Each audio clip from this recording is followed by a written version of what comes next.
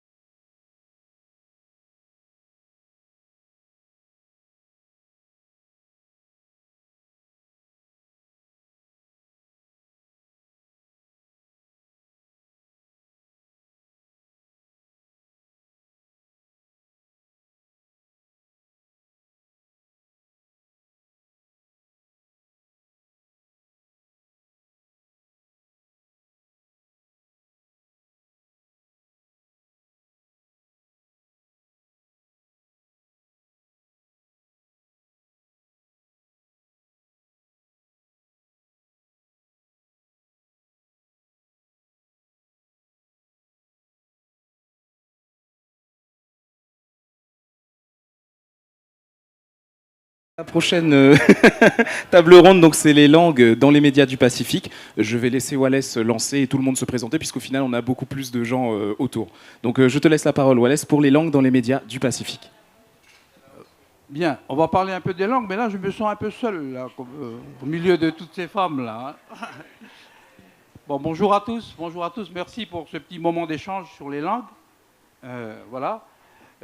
Comme on est nombreux et nombreuses, ce que je vous propose, c'est qu'on fasse un petit tour d'abord, hein, un petit tour pour que chacun se présente et dise un peu, dans son média, comment est gérer la langue. Est-ce qu'il y a une seule langue? Est-ce qu'il y a plusieurs langues? Comment ça se passe? Comme ça, après, on peut réfléchir ensemble. Et puis, voilà, on va peut-être commencer à voir Lisa là, puis voilà. Je te donne la parole. Vous présenter, et puis dire dans le média, par exemple dans Connect TV, c'est quoi les langues qui sont utilisées, et c'est quoi? Yeah. Mua te whaatulo atu le tangata Māori le nei whenua, le whono whale lea ma le tangata moana. We have a network called the Coconut TV, which is a Pan-Pacific network, and so that means language is the most important thing. The thing with our network as well is it's aimed at young people, so language in not just the Pacific languages, but the language of the youth is really important. And when we speak about languages of the Moana, in New Zealand, where we come from, which is the biggest Pacific island in the South Pacific, we have all those communities there, and often they are from the diaspora. They're not from the homelands.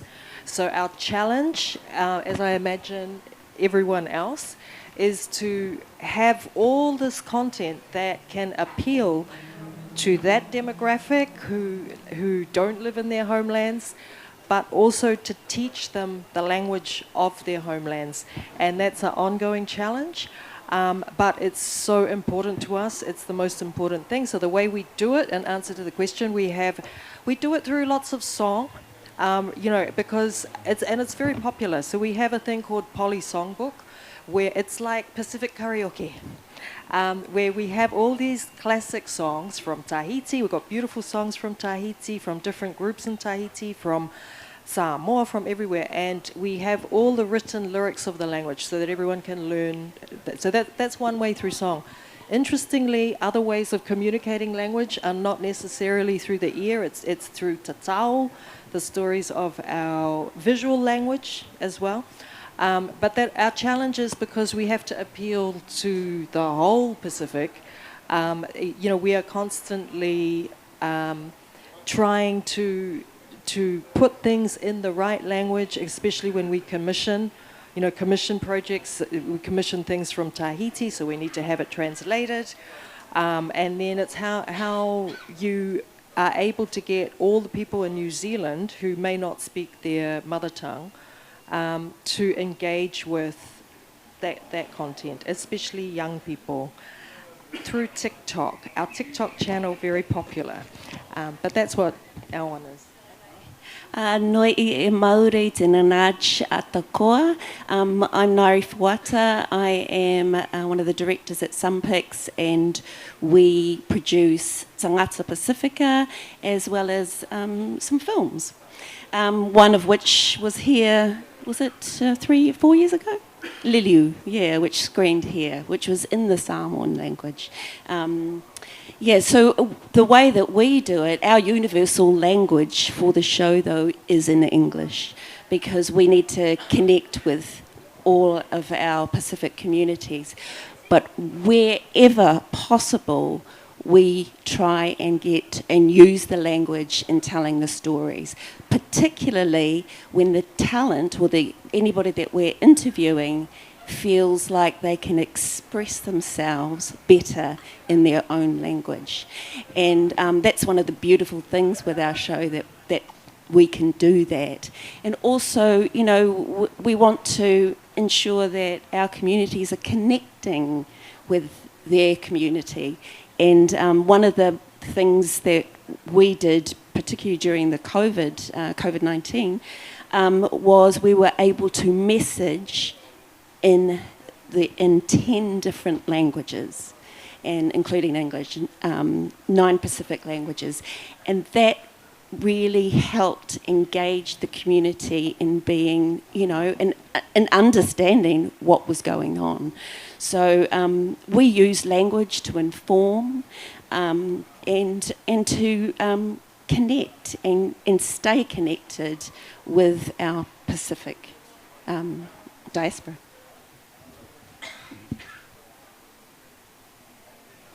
Bonjour à tous. Donc, je suis Frédéric Machoro, je travaille à la direction éditoriale à Polynésie la Première. Donc, je suis adjointe en charge des programmes télé, de la programmation et de l'antenne. Par rapport à la place des langues dans les médias, effectivement, c'est vraiment une priorité pour nous. C'est inscrit dans notre ligne éditoriale. Et c'est décliné donc à travers l'information, nos programmes de divertissement, tous les programmes. Je pense qu'on aura l'occasion de rentrer dans les détails un peu plus loin dans la discussion. Mais c'est vraiment notre priorité de valoriser dans un souci de transmission auprès des jeunes, donc sur nos différentes antennes, que ce soit en télévision, en radio ou sur Internet. On va revenir à toi après, on va continuer, puisque Gwen est chercheuse donc, à l'université, elle va revenir derrière pour tirer un peu les leçons de tout ça. On va continuer avec TNTV. Yora nei tō tātou wharerit ei tēnei awatea, voi hone o te ata te awhatere no te pēo te mou whanhor ai hapurorohia ai a Tino TV. E mahana I hamouhia ai o Tino TV tamatou wha, ia whaohipahia tō tātou reo, ia I te hia ia whaarohia tō tātou reo. E tēnei mahana, te whiwhinei mātou no te mea te mea ohie, no te ume mai te moutou rea. Haere mai e hapi, haere mai e mate, haere mai e whaaro tō tātou reo. Bonjour à tous. Bienvenue, je suis heureuse d'être là parmi vous pour parler d'un thème qui m'est cher, c'est celui de la langue à la télévision. Je suis directrice d'antenne de TNTV et depuis la création de TNTV, le but, TNTV a été créé pour mettre en avant les langues polynésiennes, pas simplement le reo maori, mais toutes les langues polynésiennes. au fil du temps, on a essayé de faire du mieux qu'on pouvait, puisqu'on a le VA qui est diffusé tous les jours. On a aujourd'hui, nous sommes, pardon, hein, mais je ne vais pas faire de concurrence, tout ça, mais ça est fait. On diffuse, nous sommes les seuls à diffuser des cours de Reo Ma'ahui, d'apprentissage du Reo. On essaye de, et hélas, on a perdu un grand homme en la personne de John Mayrey, et vraiment je tiens à ce qu'on ait une pensée pour lui parce qu'il a été la figure de Reo à la télé. John a travaillé pour nous sur des cours en Reo Ma'ahui, il a été notre spécialiste lors du festival comme le Heiva, comme tout ça, et puis aujourd'hui on se rend compte avec la disparition de John que c'est compliqué, la relève est compliquée. C'est difficile de trouver des locuteurs en Réo, alors que depuis des années, la langue est apprise à l'université. Il y en a, mais ils ont peur de passer à la télé, ils ont peur de se tromper. Donc, ils préfèrent ne pas parler, ils préfèrent ne pas intervenir à la télé parce qu'on a besoin d'eux. On a besoin d'eux pour faire des reportages en Réo. Quand je rencontre des jeunes qui maîtrisent suffisamment la langue, venir dire ah, non, je n'ai pas envie, et puis si jamais je me trompe, et si jamais, voilà. Notre problème, il est là aussi. Il est là aussi. Alors que se tromper, il n'y a que ceux qui font rien qui ne se trompent pas. Et l'idée de dire aux jeunes que si on veut que notre langue perdure, que notre langue continue à être audible à la télévision, à exister, il faut qu'il y ait des locuteurs, il faut qu'il y ait des gens qui osent s'exprimer, même si on se trompe, même si c'est pas grave. Parce qu'aujourd'hui, c'est compliqué. Là, clairement, pour remplacer John Mayrey, on ne sait pas comment faire. On a des noms, bien évidemment, mais encore faut-il que ces personnes acceptent de venir pour donner des cours, c'est pas évident. Des journalistes, on recherche des journalistes bilingues, c'est pas évident. Parce que pareil, la peur de se tromper, alors on préfère ne pas parler, on préfère... Alors qu'à l'université, il y a des jeunes qui seraient capables, pour rebondir sur la question de la langue dans les médias. C'est compliqué. Enfin, on essaye, mais c'est pas évident. Voilà. Et donc, si je comprends bien, il y a la langue tahitienne, le Réo Maui, mais il y a aussi les autres langues, marquisiennes. Alors, une année, on a créé une émission qui s'appelait Ta'amutu, qui donnait la parole à toutes les langues de Polynésie, du Reivavai, même si on savait que ça s'adressait qu'à 50 personnes sur une île perdue, voilà. Mais on le faisait parce que c'était important. Mais à la langue, c'est vrai qu'après, ils tournaient un peu en rond dans les thématiques. Il fallait trouver des gens qui parlaient, des gens en Reivavai, qui parlaient en Rapa, qui parlaient en Pomotu. Pomotu, c'est plus simple. Mais voilà, c'est toujours très compliqué. Alors que quand tu vas dans les îles, il y a des gens qui seraient susceptibles. Juste leur dire, mais parlez, venez, n'ayez pas peur de parler, n'ayez pas honte de parler votre langue, sinon on va... je dis ça devant, elle connaît mieux ça que moi. Sinon, la langue va disparaître. Et c'est vrai que dans les programmes qu'on met en diffusion à TNTV, on essaye le plus possible de les faire en bilingue. Parfois, c'est pas possible. C'est dommage. Voilà. On va continuer la présentation.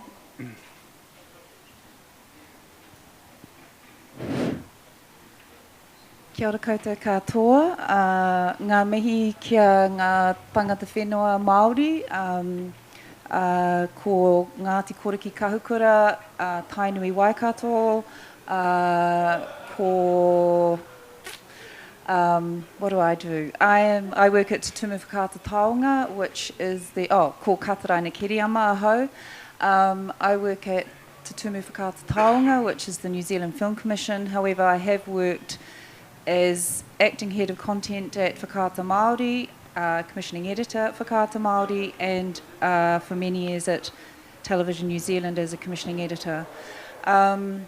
I thought I would talk about the journey of our reo in terms of Reo Māori, which is one of the official languages of Aotearoa. This year it's 40 years since Te Karere, which is our news program, was transmitted on Television New Zealand for a minute a day. That was in February 21st, so soon, 40 years. Also, I think it's...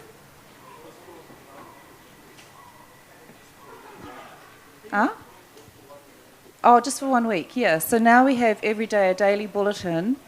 We're allowed to... No, don't give it to him. He gets far too much time.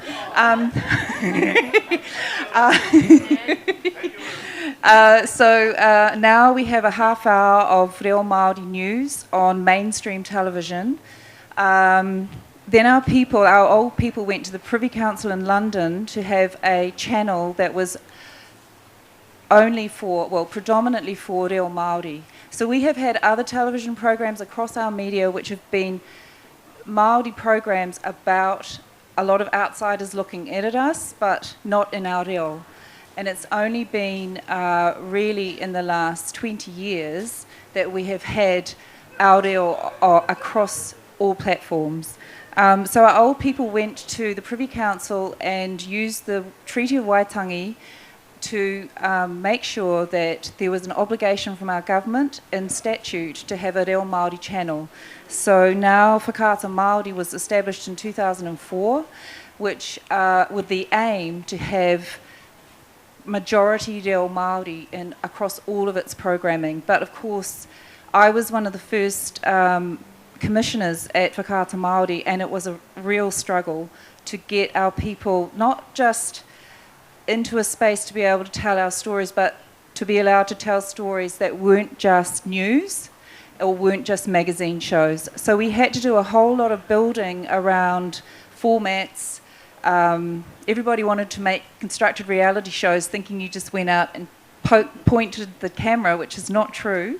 And so there was a real educational process that took place in terms of getting our people able to make a broad range of programming, and I imagine that's a challenge for all of our other Indigenous broadcasters as well. So 20 years in, and the other thing, of course, was the rate of money. So we were funded at a much lower level than other broadcasters, so our programming had to be made for about half the amount of what they made programming for in the mainstream. So that meant that certain types of shows could be made much more easily. But the other thing alongside this is also, because the media doesn't operate in a vacuum, it's having a kohanga reo program, having Māori language programs, having education. We're now up to our 4th generation of kohanga reo, or 5th generation. So now, like, my children are fluent in their reo, but my generation, we weren't taught. So generally, not all of us, obviously, but there's also people feeding into those programs as well with reo. But the same, our young people were often told off by our old people for not speaking proper reo, not their own reo, which there is a distinction between everyday reo and our old people's reo. So these are challenges that are still happening, but we've also got, I was just going to talk about films briefly, because we are trying to grow our Māori language films. At the New Zealand Film Commission, there is a fund, $2.5 million each year, for a majority Māori, Reo Māori feature film, which so far we've had 4, and including reversioning Disney's Lion King, Frozen, Coco and Encanto. So those are the kinds of things to reach our tamariki, and they've been fantastic. It's been fantastic to go and see those films and hear our reo and see our tamariki really just enjoying them, and it's just great. We also had our first Māori film made by a Māori director and written by a Māori was Ngāti, which was made by a Māori filmmaker called Barry Barclay, who also made television. He made a television series back in the day called Tangata Whenua, but it was in English and it was fronted by Pākehā. So we've come a long way, but it's been a lot of hard work and on the backs of our old people. But now the challenge is where are the audiences? Where are our young people going to get their content? And I think that's the same for everybody here. And so that's a challenge at the New Zealand Film Commission. Really we're only in the space of theatrical release, so that's a challenge to get people out after COVID, and especially for our reo films. But so far because we've got an audience already that are really hungry to hear their own reo, we've had very positive response both at home and internationally. But we need to make more films in the reo. Kia ora. Bugelbear, Anusha Leaderay, Yabayalgan, Yahweh.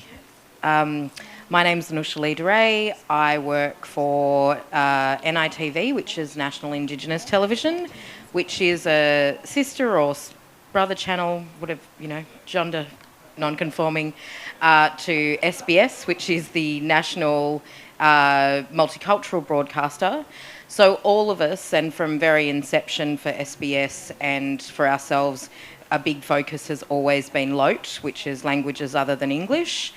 For us as NITV, it is very much part of what we want to do, one of our pillars of what we want to achieve. However, it is very challenging for us because we literally have hundreds of languages across our tribes and nations, and they're not similar. So we're in the midst of completing a research project specifically for us, looking at the languages. How are we going to do this? Because we do have a commitment to bring more and more language and our own language into our programming. But what is the best way to do that? And how do you pick what languages? So do you pick the languages that have the most speakers, for instance, like Yolngu, which is great because you've got a bigger audience? Or do you pick the language that has fewer ones because you're trying to build that language? So we've had a research study put into that of how are we going to focus. There is a lot of goodwill, not only internally but externally from government to support us in this.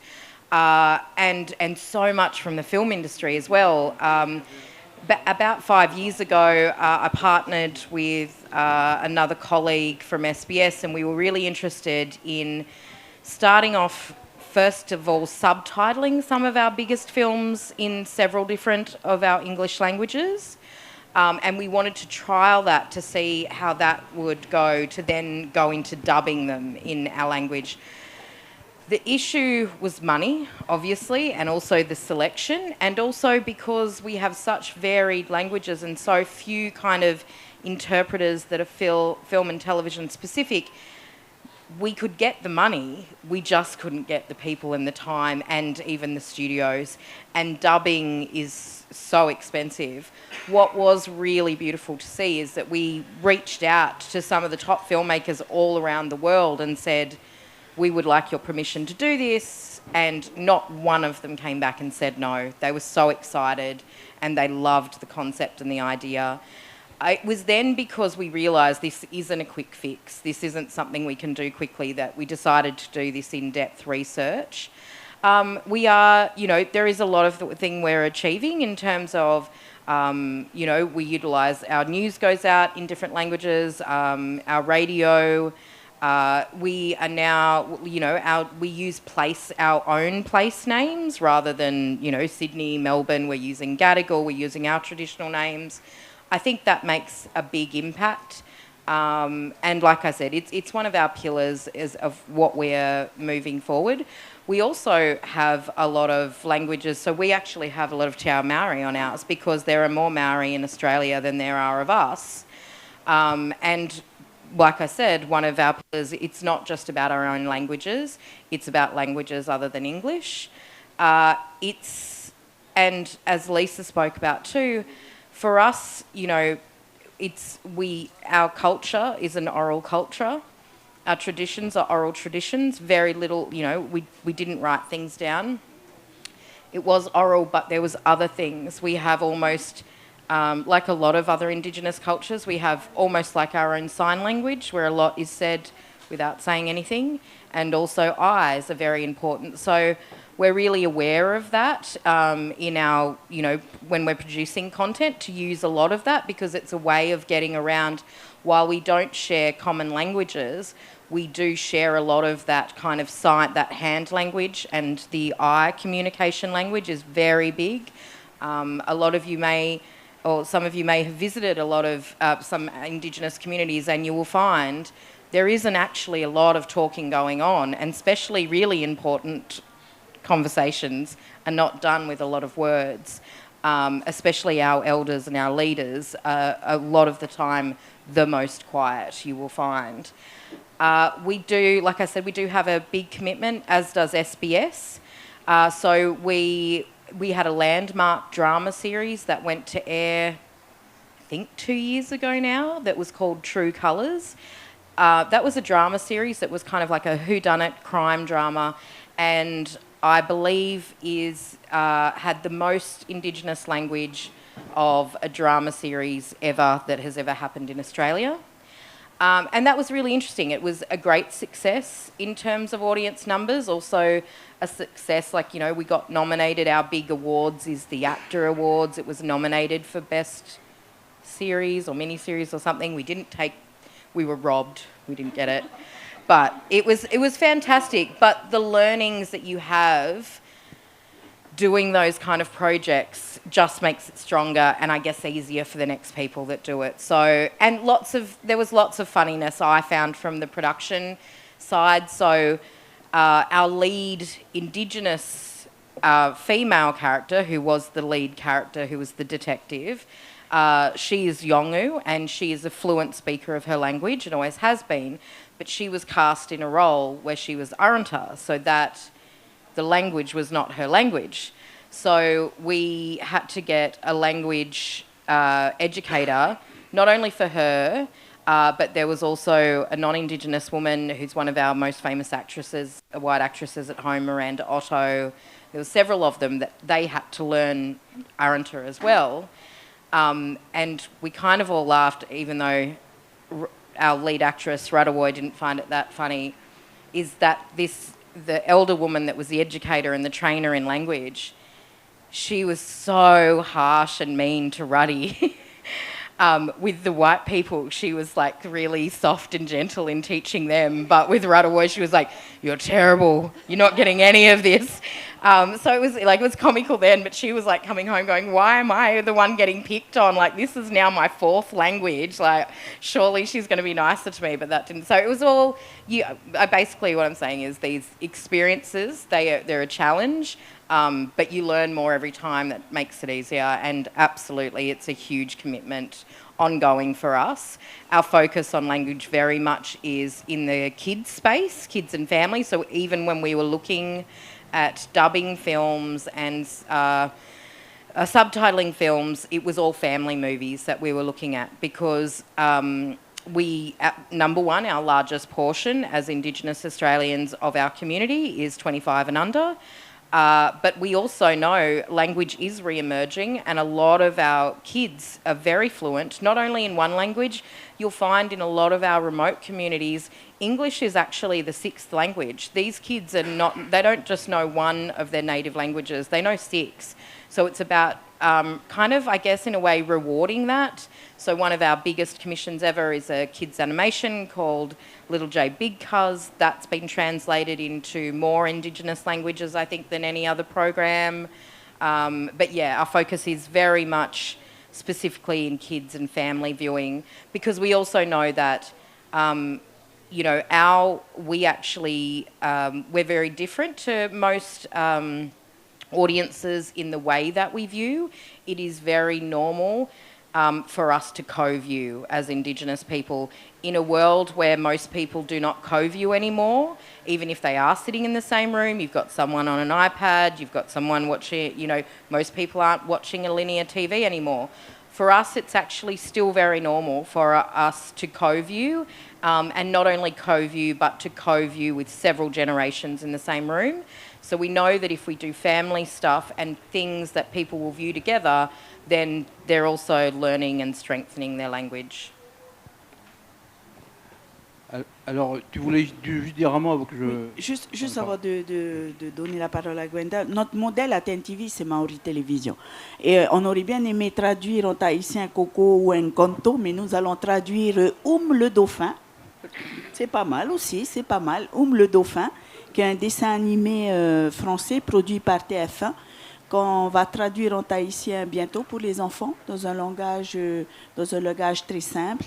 Et nous avons décidé également de créer un canal uniquement en rio sur Internet, hein, qui va s'appeler Tereo. Bon, un peu similar but not the same.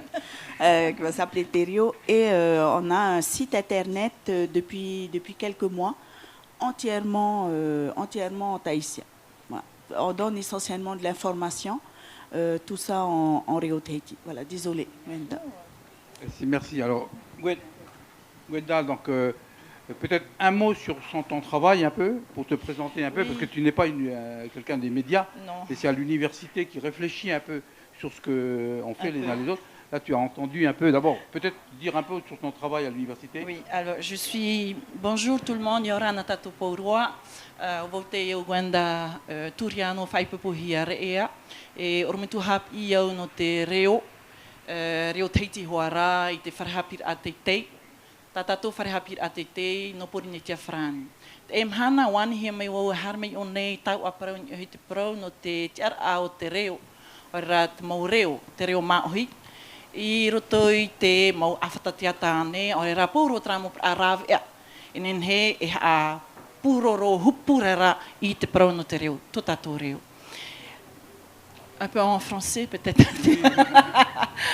Voilà, donc bonjour tout le monde, je m'appelle Gwenda Rea, je suis enseignante-chercheuse à l'Université de la Polynésie française.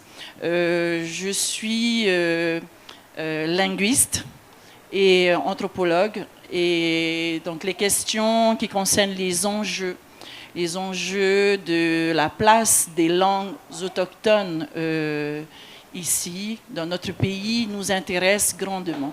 Donc il faut savoir qu'il y a eu plusieurs études, si je parle un petit peu de mon métier, il faut savoir qu'il y a eu plusieurs études depuis 2006, essentiellement menées par M. Jacques Vernaudon et Mme Mirose Paya, sur l'étiolement, on va dire comme ça. On est arrivé à une conclusion qui était l'étiolement des langues polynésiennes. Et plus ça va, plus on remarque, malgré tout ce qui est mis en place, pas seulement par les médias, parce qu'il faut savoir que vous n'êtes pas les seuls à essayer de travailler pour le maintien des langues polynésiennes. Nous avons également les associations, nous avons l'école bien sûr, qui est quand même une institution qui travaille avec nos enfants. Donc vous n'êtes pas les seuls à porter, on va dire, presque ce fardeau, j'ai l'impression en vous entendant. Non, on est, je pense, tous intégrés, intéressés par ces questions-là.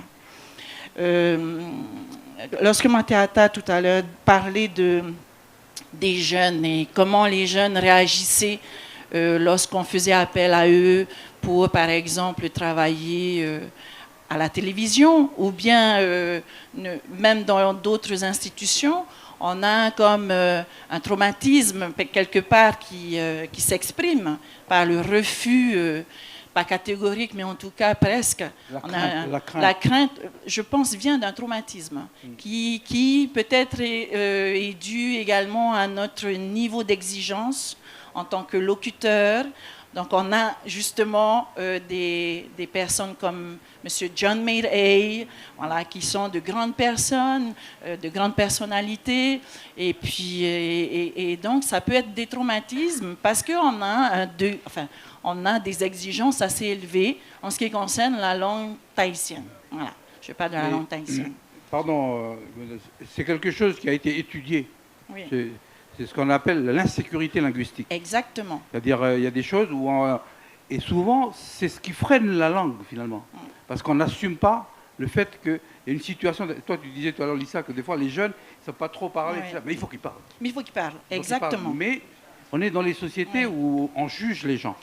Et c'est comme ça. compliqué, c'est un vrai sujet, ça. Alors, moi, je ne peux pas trop parler de ce qui se passe dans les médias, comment les jeunes sont dans les médias et tout, mais je peux parler de mon métier. C'est-à-dire que nous aussi, nous sommes en train d'essayer de recruter des gens pour enseigner le Réo. Et même nous, on éprouve des difficultés à placer des jeunes sur des postes de remplacement. Hein. C'est pas parce qu'il y a le CAPES pour ça. Mais par exemple, pour remplacer des professeurs qui s'en vont pour un congé maternité, je ne sais pas. Voilà, on a également, nous, à notre niveau, des difficultés à trouver des jeunes. Ce que je veux dire par là, c'est que oui, on a des jeunes qui sont peut-être locuteurs, mais il ne suffit pas d'être locuteur pour pouvoir faire du journalisme, par exemple, parce que c'est un autre métier. Il ne suffit pas d'être locuteur pour pouvoir enseigner, parce que c'est un métier. Voilà. Et donc, oui, et il faut du temps. Voilà. Travailler sur, bien sûr, tout ce qui est psyché, hein, mais également, voilà, et en même temps, travailler sur comment parler. Parce que plus on va être à l'aise dans la langue, et moins on aura justement ces problèmes ces freins. Voilà. Et je pense que c'est le travail de tous d'essayer de nuancer, de relativiser justement ces jeunes qui arrivent et qui finalement ne maîtrisent plus la langue. Je vais juste parler, pour terminer, de nos jeunes qu'on reçoit à l'université en première année. Ça fait maintenant 2 ans qu'on observe un nouveau phénomène. Donc on est en 2024, non, je vais dire 2020. Voilà. Depuis 2020, on observe un nouveau phénomène, c'est-à-dire que les jeunes qui arrivent aujourd'hui à l'université ne comprennent plus le tahitien.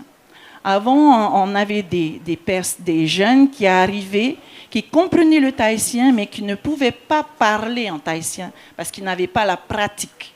Aujourd'hui, on reçoit des étudiants qui ne comprennent plus le tahitien. Donc, on est passé à un autre stade, là. Voilà.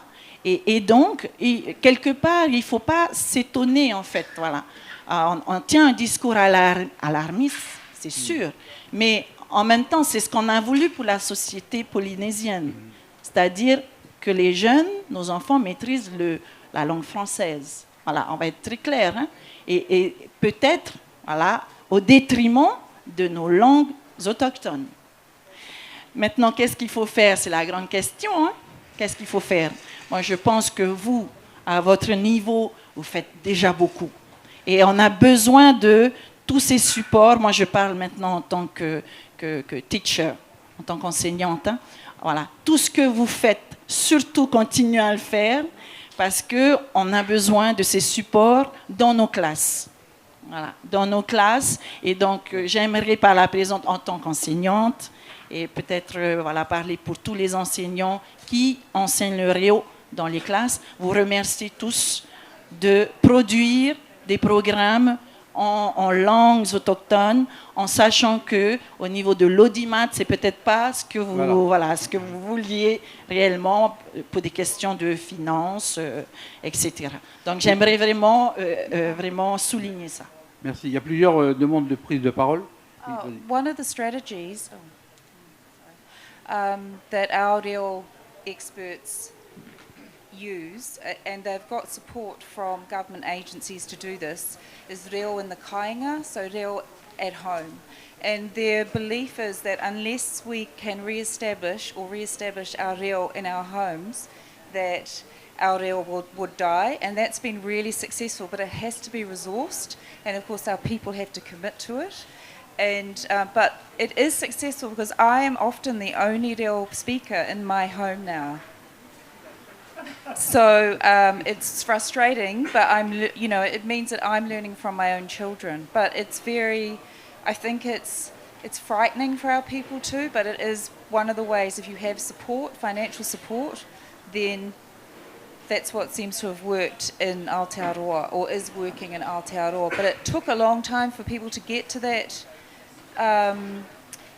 point. Yeah. Oui, Lisa.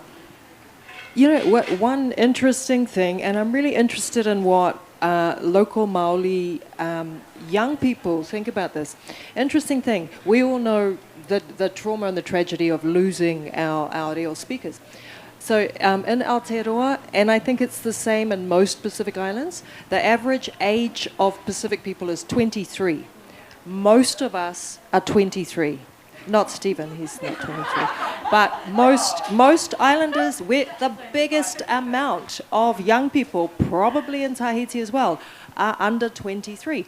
So when we talk about anything we're making, those are the people we've got to engage. So everyone who is here, who is involved in making programs and networks, we know that's the biggest audience. We know if you get those kids there, you have the highest rating program.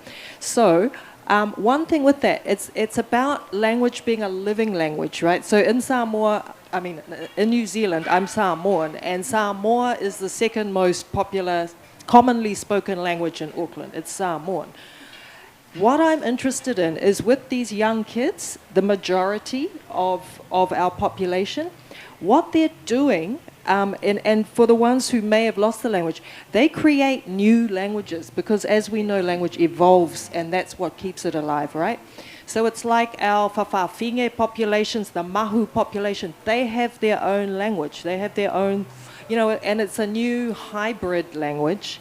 And I'm just wondering if people, like I know the value of our old reo, but I think there's also a value in the way that our young people are now evolving language themselves. And I don't know if that's the case here, but definitely in Auckland, there's it's all these new words and they're very common. Like one of the most common words is we say uso. Everyone says uso. Palangi say uso, they say uso on the news. It's doko. It's all these words are now incorporated and it's become like this hybrid kind of living young language. And I'm not sure if that's a similar thing or if that's a good thing, but it's what I've noticed. Oui, il y a plusieurs reprises de parole, mais ce qu'on voit déjà, simplement pour synthétiser les choses, c'est que il y a la stratégie du média qui fait que quelque part il y a une demande d'audience aussi, une recherche de l'audience, s'adapter au public. Puis de l'autre côté, on vous demande aux médias une responsabilité citoyenne, civique. Il faut dire, aidez-nous à sauver nos langues. Voilà. Et alors après, ça dépend des situations. Il y a des situations où il y a des langues dominantes qui peuvent être utilisées. Mais qu'est-ce qu'on fait des petites langues? Et il y a des situations comme Anoucha où il y a beaucoup de langues, où c'est compliqué, etc. Donc finalement, on est en train il y a d'une part la stratégie de médias, puis d'autre part votre responsabilité civique. Finalement, comment vous gérez ça les uns et les autres, Matata? Alors juste avant de répondre à ta question, Wallace, j'aimerais revenir sur peut-être une des raisons. Aujourd'hui, on dit oui, les jeunes ne parlent pas et on regarde dans le rétroviseur. Moi, je pense qu'à un moment, il faut arrêter de dire on ne parle plus parce qu'à l'époque du temps d'eux, on nous a interdit. Je dis, il y a des gens aujourd'hui, je connais, qui ont appris le reo maori, et qui sont parfaitement locuteurs aujourd'hui. Donc, je pense que c'est une volonté personnelle. Vous voulez apprendre aujourd'hui, il y a tout ce qu'il faut comme méthode. À l'université a mis en place des méthodes. Il y a tout ce qu'il faut pour apprendre la langue, mais il faut de la volonté. Aujourd'hui, à la maison, moi, j'ai mes petits, on leur parle en tahitien. Si aujourd'hui, à l'université, tu as des jeunes qui arrivent, c'est-à-dire c'est la faute de notre génération. Ce n'est pas nos grands-parents à qui on avait interdit la langue. Enfin, ça, c'est mon avis, je vous le donne clairement. Je dis, c'est notre génération. Je veux dire, et nous, on avait déjà la possibilité de parler tahitien. On avait les moyens de parler tahitien. C'était fini le temps de l'interdiction. Donc aujourd'hui, il reste, oui, cette peur de se tromper. Et ça, je suis d'accord avec toi, ça reste du traumatisme qui vient de l'époque. Mais de dire qu'aujourd'hui, nos jeunes ne parlent plus parce qu'avant, il y a 150 ans, parce qu'on entend ce genre de discours. Ce discours, c'est nous enfermer dans un truc de victimisation. Non, aujourd'hui, tu veux apprendre le reo maaheuil, en 6 mois, tu peux apprendre le reo maaheuil. Tu peux venir prendre le micro et parler. Tu peux le faire, il y a suffisamment de moyens. Maintenant, je veux dire, le problème, on ne va pas ramener, et c'est exactement ce que je dis, il faut ramener la langue dans la famille. C'est pas la faute de l'école, des médias. Nous, on pourra faire tout ce qu'on veut. À l'université, vous pourrez faire tout ce que vous voudrez. Nous, les médias, mettre en place tous les programmes qu'on veut. Si à la maison, les gamins arrivent et on les met sur une tablette où ils passent leur journée à regarder des trucs et personne ne leur parle en tahitien, c'est évident. Et après, c'est vrai que c'est facile de dire oui, c'est parce qu'il y a 150 ans, il y a 80 ans, il y a 50 ans, on nous a interdit de parler. Non, c'est plus le cas aujourd'hui. Aujourd'hui, en 6 mois, tu peux apprendre le réo Tahiti, le réo maori, certainement. Voilà, donc je pense que c'est aujourd'hui, il faut Une volonté. il faut une volonté. Il faut une volonté. Pardon, j'ai parlé longuement. Hein. Anoucha? I was just kind of going to answer and reiterate what Lisa was talking about. So, as I was saying, our biggest population is 25 and under, and they're not only do they speak a lot, but they are speaking multiple languages. But I think, and we've bought into it, like you were saying, of this external outsider's point of view of what happened to us and that we weren't allowed to speak it and then we didn't speak it. We always continued to speak it, even if we had to hide it or do it in different ways. But also, this idea of, and we still have to fight against it in every way, shape of, we as a people are not a monolith, our culture is not a monolith, and our language is not a monolith. It evolves, it changes, and that's a really beautiful thing. So when it's not, I don't think it's a huge big issue. Well, I haven't faced a huge big issue in a lot of our communities, but there are certain people that are like, older people going, oh, they're not using the right term. Oh, that's not a proper, that's not proper use of the language. But language by its nature evolves and changes. So one of, for instance, in the language I speak, one of my favourite words is banam. Now, years ago, in the Elders' Day, banam was used as men and brothers used that word together to talk about. Basically, it translated to my beautiful brother. So a man that was very close to another man, who he respected. He may be his mentor. It may be an uncle, but it's a special relationship to you. My beautiful brother. That now, in just a few decades, our younger ones are using banam as their love. That's what you would refer to your wife or your husband or something is banam, because now it's just kind of moved along to my beautiful love. And I think that's beautiful. That's not something that we should go, oh no, that's wrong. Evolution is good, and we are allowed to evolve just like everyone else is. Est-ce qu'il y a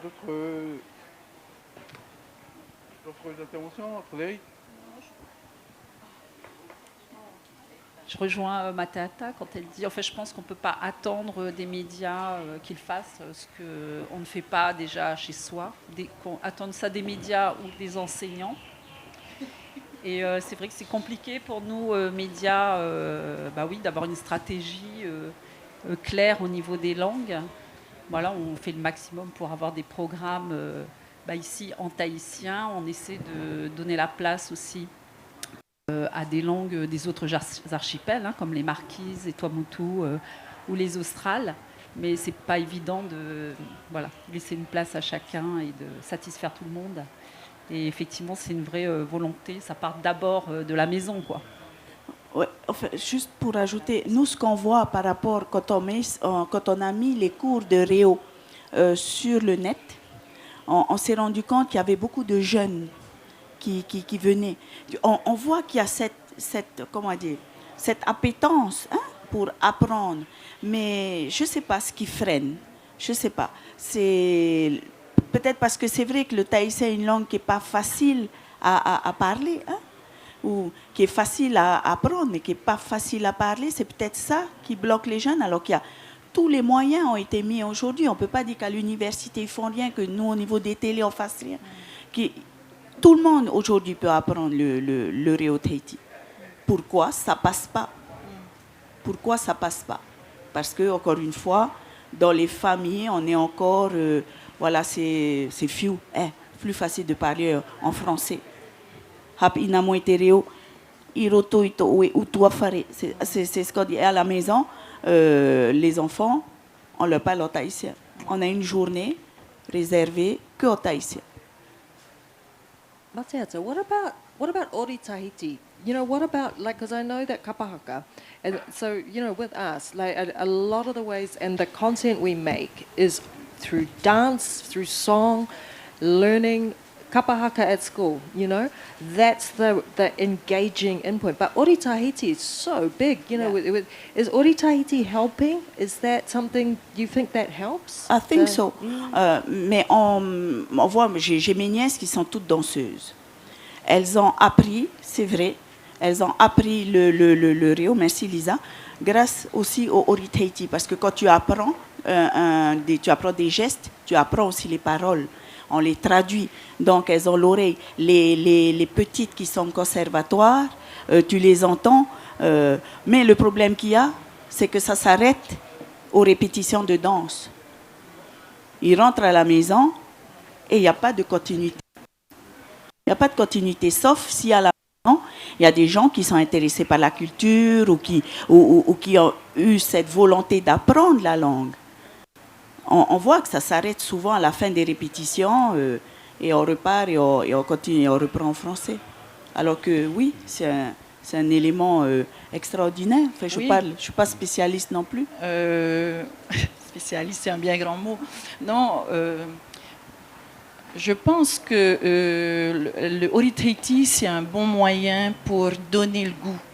Voilà, parce que ici, ben oui, on aime danser, on aime chanter, ça fait partie de notre culture et c'est un moyen pour accéder aux langues autochtones et à la culture polynésienne.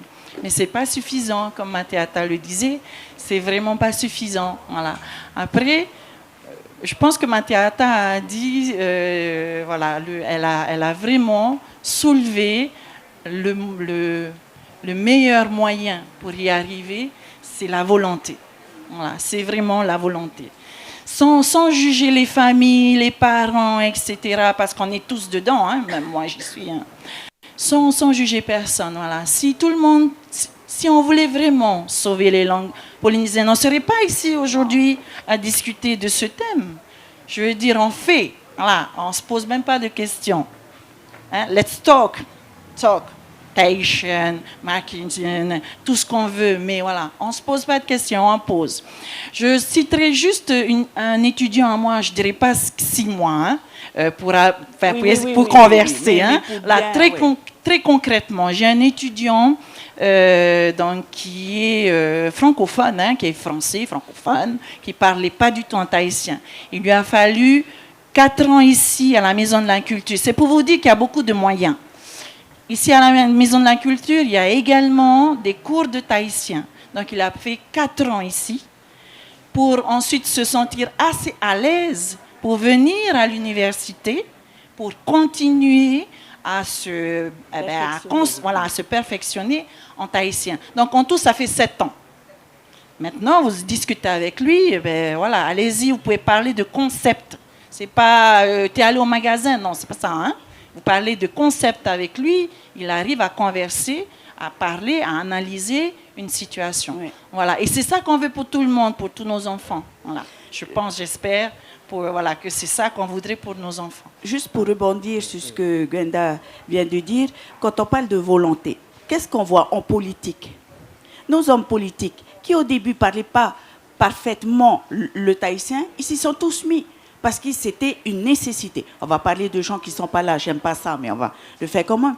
On parle de Tevaro Fritsch, on parle de Nicole Bouteau, qui ne parlait pas tahitien, qui ont appris et aujourd'hui qui sont quasiment fluentes pour Nicole.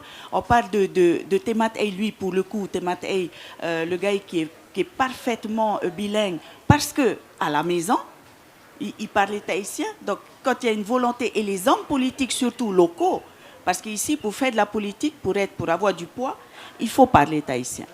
Donc là, comme par hasard, ça fonctionne. Ils apprennent, ils veulent apprendre. Ils veulent apprendre et ça fonctionne. Donc pourquoi on n'arriverait pas à faire ça pour n'importe qui? Enfin, c'est que ça fonctionne. Hein? Oui, Bon, c'est on 6 va mois, c'est un peut-être peu vous donner la parole. Voilà, non, on n'a pas beaucoup de temps. Non, Peut-être vous avez, une vous question. avez pas mal mordu et en plus, attends, je vais juste te laisser poser une question et on va avoir des choses à dire à cause du temps qui se gâte. Mais bon. À cause de quoi, du temps? Non, par rapport à la danse, hein, moi j'étais, ça se voit pas, mais j'étais danseur aussi. À l'époque où moi je dansais, on était des gens mal vus. C'était pas très bien vu d'être à ce moment-là danseur. Et puis on a vu les choses évoluer. On a vu que ça devenait beaucoup plus accessible. Hein, enfin, que la mentalité des gens avait changé. Mais je trouve aujourd'hui qu'on a deux types de personnes qui se mettent à la danse. Il y a ceux qui veulent vraiment découvrir la culture, découvrir les choses. Et puis, il y en a, hélas, de plus en plus qui sont que dans le paraître. Ils sont là juste pour qu'on les voit. Ils vont se faire tatouer, pas parce qu'ils ont besoin de tatouage, c'est juste pour montrer qu'ils ont des tatouages, par exemple. Mais c'est quoi ton tatouage? Ben, on s'en fout. C'est pour montrer que... Voilà. Et ça, je trouve que c'est une évolution qui n'est pas tout à fait bonne, je dirais. C'est aussi pour ça qu'on a monté un projet du HEIVA pour les collégiens. C'est un projet pédagogique.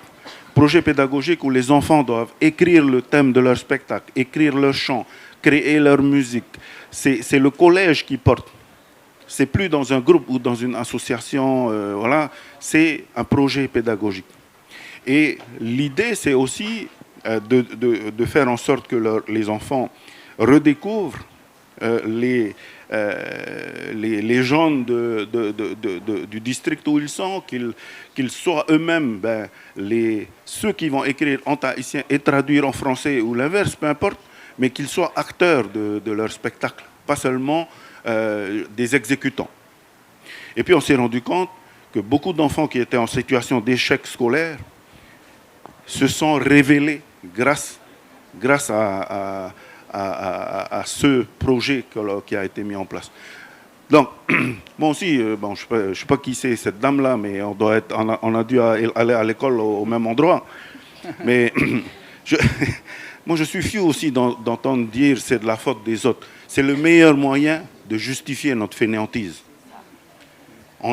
C'est le meilleur moyen de ne pas faire. C'est de toujours trouver des coupables. Et je vais prendre un exemple très concret. On le vit aujourd'hui, c'est le FIFO. Il y a 21 ans, à tous les deux, on nous a dit ne faites pas, ça ne sert à rien. C'est pas comme ça qu'il faut faire, machin. Ça sert, les documentaires, personne, ça n'intéresse personne. Ben, on a fait quand même. Et 21 ans après, quand on nous a dit de ne pas faire, ben 21 ans après, on est toujours là. Donc, si on se trouve des excuses, on ne fait jamais rien. Voilà. Nous, on n'a pas été élevés comme ça. On nous dit on ne peut pas, ben on fait quand même. C'est ça. Est-ce qu'il y a d'autres... Oui, mais je crois qu'il faut qu'on arrête. Oui, voilà, on est au bout du temps. Là. Ben, en tout cas, on a essayé de donner un petit panel de ce qui se fait au niveau des médias. Ce qu'on peut retenir, c'est qu'il y a une volonté des médias de promouvoir et de défendre les langues, hein, la langue et les langues, c'est très important. Qu'il y a des difficultés, on a parlé tout à l'heure de l'insécurité linguistique, qu'on ne sait pas encore tout à fait comment s'adresser à la jeunesse, mais que c'est bien de dialoguer entre l'université, les associations. Et puis si on termine par rapport à ce que dit Heremwana, c'est qu'au fond, c'est la volonté de chacun. Quel pays on veut? Est-ce que c'est un pays où on ne parle pas nos langues? Et voilà, et si on veut, ben on peut. Merci beaucoup à tous. Applaudissements s'il vous plaît.